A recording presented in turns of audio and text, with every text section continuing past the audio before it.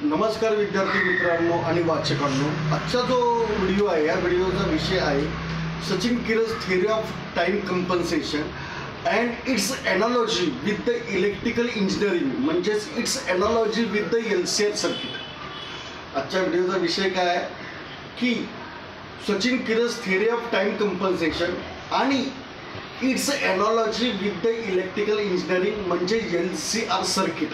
आता LCR circuit म्हणजे काय तर इलेक्ट्रिकल इंजिनिअरच्या विद्यार्थ्यांना किंवा फिजिक्सच्या स्टुडंटना LCR सर्किट म्हणजे काय हे माहीत असतं। LCR सर्किट म्हणजे काय की ज्याच्यामध्ये इंडक्टन्स आहे, ज्याच्यामध्ये कॅपॅसिटन्स आहे आणि त्याच्यामध्ये रेझिस्टन्स आहे। LCR म्हणजे काय की ज्याच्यामध्ये कॅपॅसिटन्स आहे, इंडक्टन्स आहे आणि रेझिस्टन्स आहे, हे तिन्ही हे एक प्रकारचे तिन्ही रेझिस्टन्सेस आहेत। तर ज्या सर्किटमध्ये ह्या तिन्ही गोष्टी त्याला LCR सर्किट बोलतात। आणि नीट लक्षात घ्या, आता याचा माझ्या थिअरीशी Sachin Kiras theory of time कंपन्सेशनशी काय संबंध आहे तर नीट लक्षात घ्या की ही जी मी थिअरी डेव्हलप केलेली थिअरी ऑफ टाइम कंपन्सेशन, ही जी थिअरी आहे ही फिजिक्समधली सगळ्यात फंडामेंटल थिअरी, हिचा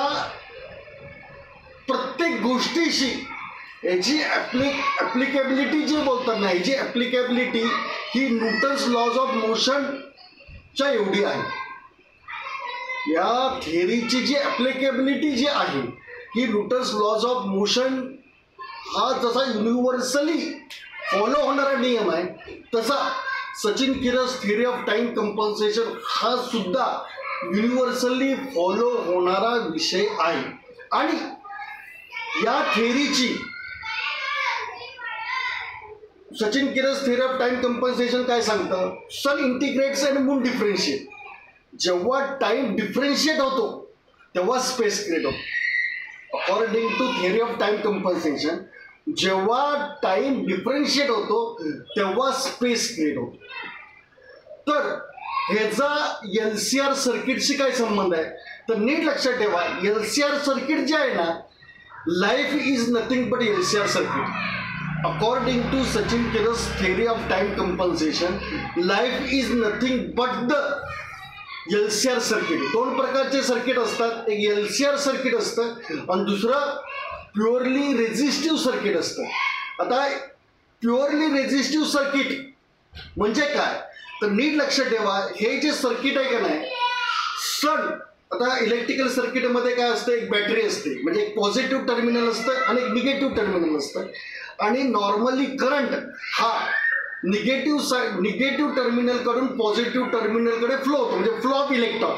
आणि according to British sign convention किंवा according to traditional sign convention आपण असं मानतो की करंट हा पॉझिटिव्ह टर्मिनलकडून निगेटिव्ह टर्मिनलकडे जातो। पण इलेक्ट्रिकल सर्किटमध्ये एक पॉझिटिव्ह विंड असतं आणि एक निगेटिव्ह विंड असतं।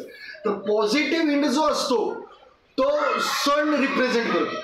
सन हा पॉझिटिव्ह पोटेन्शियल क्रिएट करतो, म्हणजे sun creates potential and moon creates the potential difference.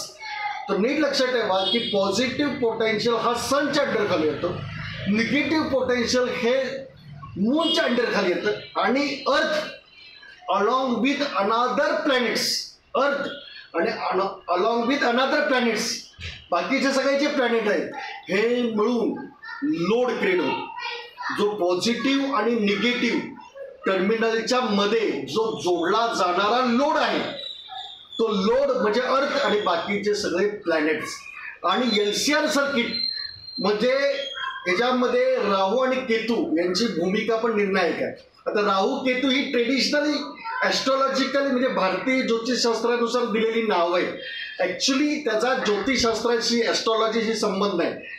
ही जी थिअरी आहे ही प्युअरली फिजिक्स, मॅथमॅटिक्स, आईन्स्टाईन आणि आयझॅक न्यूटन यांच्या सिद्धांतावर आधारित आहे।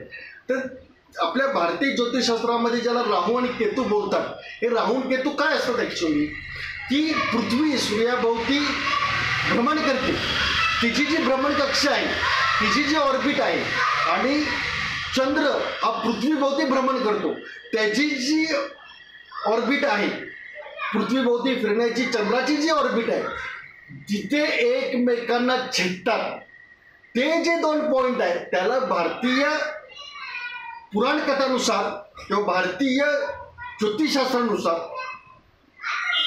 ज्याचं दैवीकरण झालेलं आहे तर त्याच्यानुसार त्याला राहू आणि केतू अशी 2 राक्षसांची काहीतरी नावं दिलेली आहेत.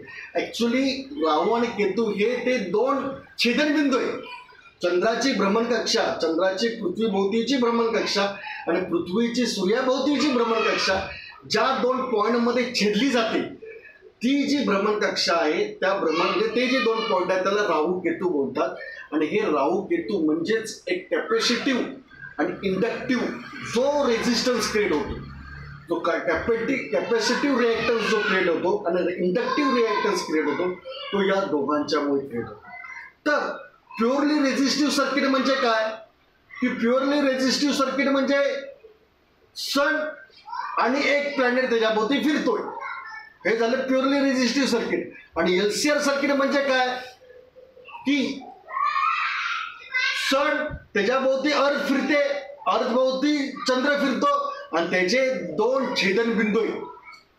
तर ते छेदनबिंदू म्हणजे इंडक्टन्स आणि कॅपॅसिटन्स हे दोन्ही रिप्रेझेंट करतात. तर ह्याच्याविषयी डिटेलमध्ये मी माझ्या पुस्तकामध्ये लिहिलेलं आहे. तर वाचकांनी हे पुस्तक वाचावं आणि त्याच्या प्रतिक्रिया कळवाव्यात ही नम्र विनंती. थँक्यू, धन्यवाद.